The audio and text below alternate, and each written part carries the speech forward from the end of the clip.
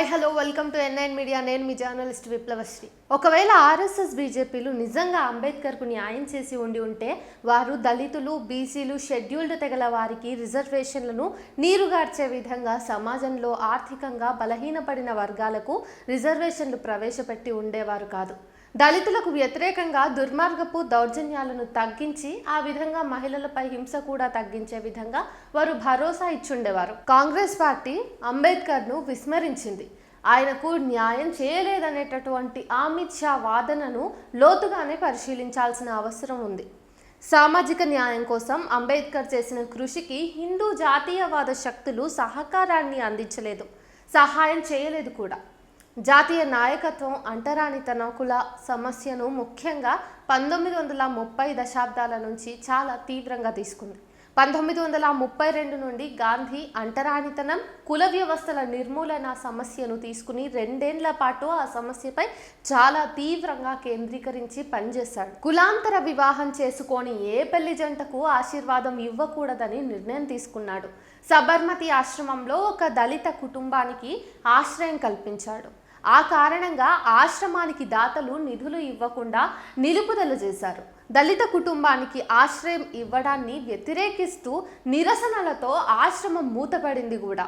ఆయన లోక్సభకు ఎన్నిక కావడాన్ని కాంగ్రెస్ పార్టీ వ్యతిరేకించినప్పటికీ ఆ ఎన్నికల రణరంగంలో బాబాసాహెబ్ను వ్యతిరేకించిన వారిలో హిందూ మహాసభ కూడా భాగస్వామిగా ఉంది. ఆ తర్వాత ఆయన రాజ్యసభకు నియమితులయ్యారు. ఆ తర్వాత మధ్యంతర ప్రభుత్వంలో అంబేద్కర్ భాగస్వామి కావాలని పట్టుబట్టింది కూడా గాంధీజీనే. అదేవిధంగా గాంధీజీ సలహా మేరకు భారత రాజ్యాంగ రచన కమిటీకి అంబేద్కర్ను అధ్యక్షుడిని చేశారు. అంబేద్కర్ ప్రభుత్వ విదేశాంగ విధానాన్ని అలాగే ఆర్టికల్ 370ని వ్యతిరేకించాడని, ఆ కారణంగానే ఆయన కేబినెట్ మంత్రి పదవికి రాజీనామా చేశాడని అమిత్ షా ప్రచారం కూడా చేశాడు. ప్రజాస్వామిక నిబంధనల ప్రకారం పనిచేసిన మంత్రివర్గంలో ఆయన ఉన్నాడు. కాశ్మీర్ విషయంలో ఆయన జోనల్ ప్రజల అభిప్రాయాలను కోరుకున్నాడు కూడా. స్థానిక జాతుల వైవిధ్యాలకు న్యాయం జరగాలనేటటువంటి ఉద్దేశంతో కాశ్మీర్ లోయ, జమ్మూ, లడాఖ్లు వేరువేరుగా ఉండాలని కోరుకున్నారు ఆయన. ఈ కారణాలతోనే అంబేద్కర్ మంత్రి పదవికి రాజీనామా చేశాడనే అమిత్ షా అభిప్రాయాలు పూర్తిగా తప్పు. అంబేద్కర్ మంత్రి పదవికి రాజీనామా చేయడానికి అసలు కారణం పార్లమెంటులో హిందూ కోడ్ బిల్లు అసలు రూపంలో ఆమోదం పొందడంలో వైఫల్యం చెందడమే. హిందూ కోడ్ బిల్లు ముసాయిదాను తయారు చేయాలని చెప్పేసి అంబేద్కర్ను జవహర్లాల్ నెహ్రూనే స్వయంగా కోరాడు. ఆ ముసాయిదాను తయారు చేసే క్రమంలోనే అంబేద్కర్ మహిళల సమానత్వాన్ని ముందుకు తీసుకువచ్చి పెట్టాడు. ఈ బిల్లు నేపథ్యం ఏంటంటే వివిధ మతాలకు చెందిన వారి వ్యక్తిగత చట్టాలకు దిశానిర్దేశం చేసే వివిధ కోడ్లు ఉన్నాయి. వివాహము, విడాకులు, వారసత్వం, పిల్లల సంరక్షణల విషయంలో వ్యక్తిగత చట్టాలు వర్తిస్తాయి. హిందూ కోడ్ బిల్లు బహిర్గతం కావడంతో దానికి వ్యతిరేకంగా గావుకేకలు మొదలయ్యాయి. ఇది సనాతన ధర్మాన్ని నాశనం చేసే ప్రయత్నం అని చెప్పేసి ఆర్ఎస్ఎస్, దాని పరివారం ప్రచారం చేశాయి. పెద్ద ఎత్తున నిరసన కార్యక్రమాలు నిర్వహించి డిసెంబర్ 12, 1949న ఆర్ఎస్ఎస్ అనుచరులు అంబేద్కర్, నెహ్రూల దిష్టిబొమ్మలను దహనం చేశారు. పెద్ద సంఖ్యలో బహిరంగ సభలు నిర్వహించి హిందూ కోడ్ బిల్లు, అంబేద్కర్లకు వ్యతిరేకంగా ఒక సామాజిక వాతావరణాన్ని సృష్టించారు. కాంగ్రెస్లో అంతరంగికంగా చాలా మంది హిందూ కోడ్ బిల్లును వ్యతిరేకించిన వారు కూడా చాలా మంది ఉన్నారు. ఆ విధంగా హిందూ కోడ్ బిల్లు ఆమోదం అనేది పొందలేదు. ఆ కారణంగా తీవ్ర మనోవేదనకు గురైన అంబేద్కర్ రాజీనామా చేయాలని నిర్ణయించుకున్నారు.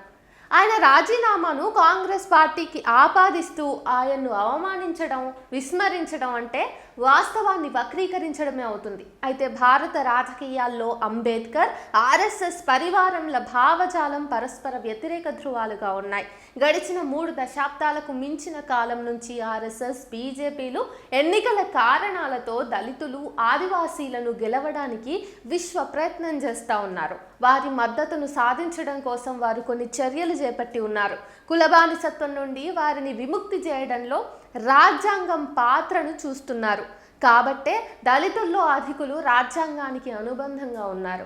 2024 సాధారణ ఎన్నికల్లో దళితులు కాంగ్రెస్ వైపు మొగ్గు చూపడానికి ఉన్న కారణాలలో ఇదొక ప్రధాన కారణం. అంబేద్కర్ అందించిన మరొక పెద్ద సహకారం భారత రాజ్యాంగ రూపకల్పన. దీన్ని కూడా బీజేపీ మాతృ సంస్థ ఆర్ఎస్ఎస్ తీవ్రంగా వ్యతిరేకించింది. భారత కొత్త రాజ్యాంగం గురించిన దారుణమైన విషయం ఏంటంటే దానిలో ఎట్లాంటి భారతీయత లేదు. దానిలో ప్రాచీన భారతీయ రాజ్యాంగ చట్టాలు, సంస్థలు, పేర్లు, పదాల ఊసేలేదు అని ఆర్ఎస్ఎస్ అనుబంధ పత్రిక ఆర్గనైజర్లో నవంబర్ 30, 1949 ప్రచురితమైన వ్యాసంలో ఉంది. అదేవిధంగా హిందుత్వ రాజకీయాల భావజాలానికి పితామహుడైనటువంటి సావర్కర్ కూడా భారత రాజ్యాంగంలో భారతీయత అనేదే లేదు అని పేర్కొన్నాడు. అంబేద్కర్ అందించిన 2 ప్రధాన సేవల్ని వ్యతిరేకించడంలో బలమైన స్థానాలను కలిగి ఉన్న అమిత్ షా అంబేద్కర్కు తగిన గౌరవాన్ని ఇచ్చింది బీజేపీ మాత్రమే అని చెప్పుకునే ప్రయత్నం అయితే చేస్తూ ఉన్నాడు. వారి చర్యలన్నీ ప్రతీకాత్మకమైనవి, అవి వాస్తవమైనవి కాదు. పాకిస్తాన్ ఏర్పాటు మనకొక విషాదం. అది స్థూల వివాదానికి, విషాదానికి, ముఖ్యంగా దళితుల బానిసత్వానికి మార్గాన్ని తెరిచే హిందూ మత రాజ్యానికి మార్గాన్ని సుగమం చేస్తుందని అంబేద్కర్ తన సవరించిన రచన థాట్స్ ఆన్ పాకిస్తాన్లో పేర్కొంటాడు. అమిత్ షా ప్రధాన ఎజెండా హిందూ మత రాజ్య స్థాపన. అంటే బాబాసాహెబ్ అంబేద్కర్ గారు ప్రధాన విలువలైన స్వేచ్ఛ, సమానత్వము, సౌభ్రాతృత్వము, సామాజిక న్యాయం లాంటి లక్ష్యాలకు పూర్తిగా వ్యతిరేకమైన ఎజెండా ఇది.